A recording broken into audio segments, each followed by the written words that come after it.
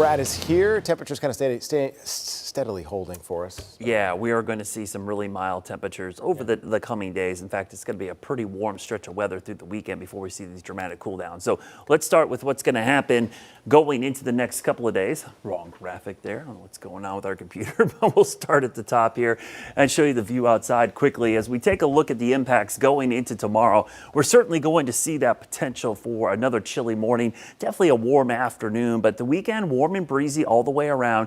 Isolated shower chance both Saturday and Sunday morning, but certainly not much rain at all. The big story is the big changes, the cool down for 2 days. We get a 2-day trial run of winter on Monday and Tuesday. Certainly not tomorrow. You got 3 more days of these really nice afternoons. Still crisp and cool in the morning. You just got to be prepared for these rapid warm-ups in the afternoon where you're not going to need the jacket. Tomorrow night, Charlotte FC taking on New York. Big playoff game. This is a winner-take-all at the end of this 3-game series in Uptown. Temperatures for tailgating should be in the 60s. We'll fall back probably about 60 for the first part of the match, and then by the second half, we'll be in the 50s. So you might want a long sleeve or a sweatshirt or jacket. Now, temperatures are going to be warm enough ahead of the front on Friday and Saturday. We could see some strong storms to our west. We're not expecting anything strong here. In fact, we're going to be lucky to get rain at all. I do think we will see a couple showers while you're sleeping Saturday morning, maybe a couple more as you wake up on Sunday with the much stronger front. I'll show you when those best chances of rain arrive. Again, tomorrow night, Charlotte FC, we're fine.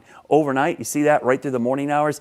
Most of that's going to happen while you're sleeping, so all day Saturday, we're fine, no issues. Same story for Sunday. Wake up Sunday, might be a few sprinkles around in the morning as that front approaches, but all in all, it's not much rain. So don't expect rain out of these fronts. Just expect this, the big cool down for Monday and Tuesday. Temperatures go from the 70s to the 40s for highs. For highs, mind you, not lows.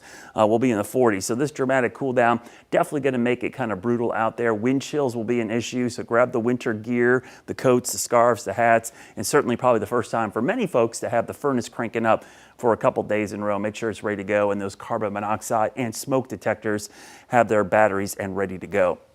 Rainfall amounts, very little rain out of the system this weekend.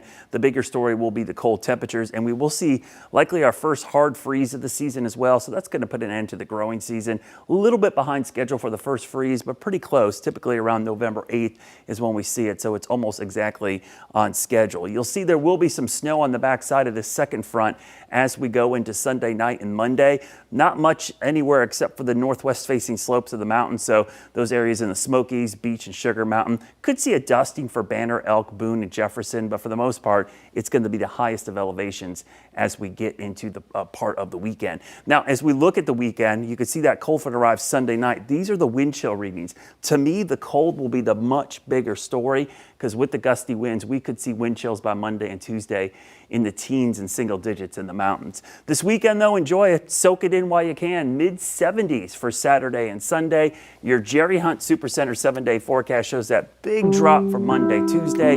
Certainly a cold couple of days, but look at that. By Wednesday, Thursday, we're right back in the upper 60s to near 70s, so it's not a very long cold snap. It's short but intense.